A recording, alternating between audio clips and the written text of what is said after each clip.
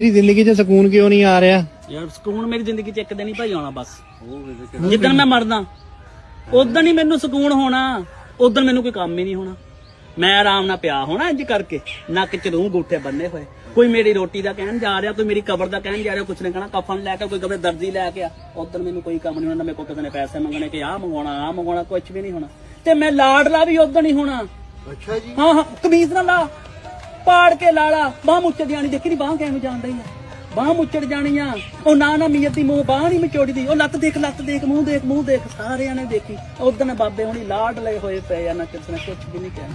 ਉਹ ਵੀ ਘੰਟੇ ਇਕਲੇ ਬਸ। ਉਹ ਘੰਟਾ ਨਹੀਂ 4-5 ਘੰਟੇ ਉਦੋਂ ਸਕੂਨ ਦੇ ਵਿੱਚ ਹੋਣਾ ਸਾਰ। ਉਹ ਮੇਰਾ ਸਕੂਨ ਦਾ ਦਿਨ ਹੋਣਾ। ਦੁਨੀਆ ਤੇ ਆਖਰੀ ਦਿਨ ਹੋਣਾ, ਪਰ ਇਸ ਦੁਨੀਆ ਤੇ ਉਹ ਸਕੂਨ ਦਾ ਦਿਨ ਹੋਣਾ ਕਿ ਉਦੋਂ ਸਕੂਨ ਚ ਹੋਣਾ। ਫਿਕਰ ਹੀ ਕੋਈ ਨਹੀਂ। ਮੇਰੇ ਤੋਂ ਇਲਾਵਾ ਸਾਰੇ ਫਿਕਰ ਚ ਹੋਣੇ। ਇੱਕ ਮੈਨੂੰ ਨਹੀਂ ਫਿਕਰ, ਮੇਰੀ ਫਿਕਰ ਹੀ ਹੋਣੀ ਸਾਰਿਆਂ ਨੂੰ। ਮੈਨੂੰ ਕੋਈ ਫਿਕਰ ਹੀ ਨਹੀਂ।